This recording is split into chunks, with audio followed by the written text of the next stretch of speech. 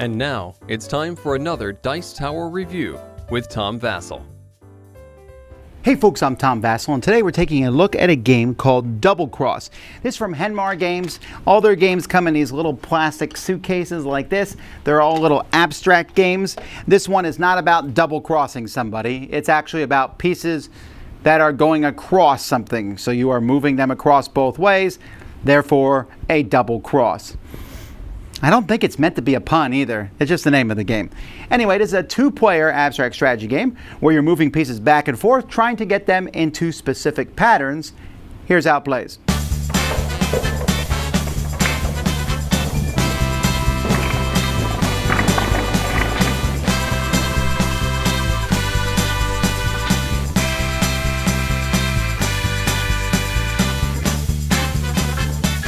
Okay, so let's take a look here. We have two sides, 3 black pieces on each of these tiles, 3 white ones on each of these tiles. You win if you accomplish 3 of these 5 goals that are here. The goals are pretty simple.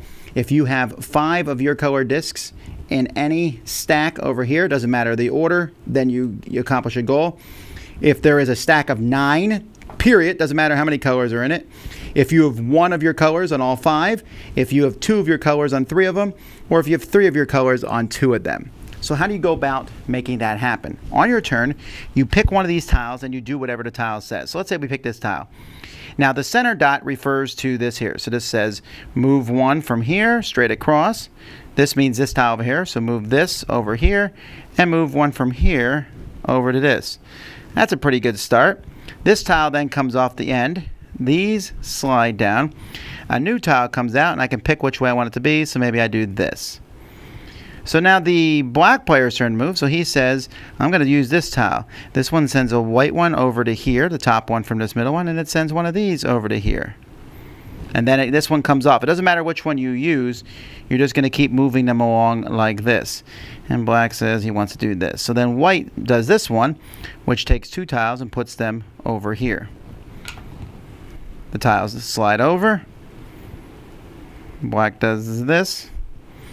Now it's white's turn. So white takes this one here using this piece and puts it over here. White now has 4 whites on these different tiles. So black's going to have to do something to stop that, or white's going to be able to claim something. So black's not happy because black wants to move some tiles, but black wants to move their own. So black will say, I'll move this one over and then put a black one on top of it. And that's what's going to happen. You're just going to keep going back and forth until people accomplish their goals. If you run out of tiles, you'll shuffle these and put them underneath here. As soon as you accomplish a goal, you put one of your cubes there to show that you've gotten it. First person to get 3 is the winner of the game. Yeah, this plastic suitcase is not a very good container-wise thing. I get that they're trying to go for some cheap, interesting thing, but this is extremely brittle. Several of my cases have broken or cracked, and yeah, I don't like that. And the game itself, these are fine. The black and white discs, they're nice and they're stark. They look good. The whole thing has a nice black and white look to it, but it doesn't look very exciting. You know, you look at this, these pieces here. I don't know, I just think they could have made the pieces look a little more interesting.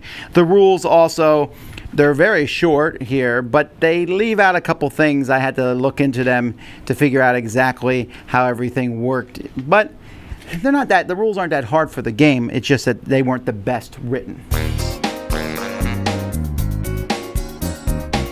Now, I think for saleability of the game, that the packaging isn't really going to help a lot. This is not a game I pick up and I'm like, woo, I got to play this. Unfortunately, this doesn't look that spectacular. The game itself also isn't spectacular because there's a lot of back and forth. I move pieces, I move them back. I move pieces, I move them back. Eventually, you might figure out how to use your crossing pieces better to accomplish a goal. And the game, I haven't had a game never finish, right? You're going to get things there eventually. But essentially what you need to do is always be moving as many pieces of your side to the other as you possibly can, period. You know, to make the bigger groups, you just need to get more pieces. If I move 2 whites over and you move 3 blacks over to mine, and then I move over 1 white and you move over 2 blacks, you have a distinct advantage to me. You're getting more pieces to my side.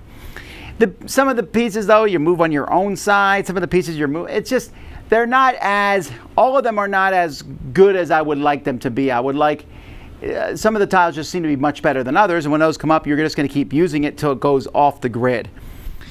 So I'm not sure there's any real sound strategy here. It's not like, well, this is how I'm going to play this game, because I don't know the array of tiles that's going to be shown each time. So probably not a game I'm going to be talking about very long. You know, I'll play it. It was amusing. It's interesting. But I don't know that there's enough depth to get me to come back. I don't know if there's that whole, man, next time I'm going to do this. No, next time I'm going to play pretty much the same way. So that being said, it's definitely different than many other abstract games. It's not 5 in a row or capture pieces or things. You're just moving it back and forth across these middle tiles. So I give it those points for uniqueness. But at the end, it's just kind of, not so bad game. Dice Tower Judgment, a nice, interesting abstract.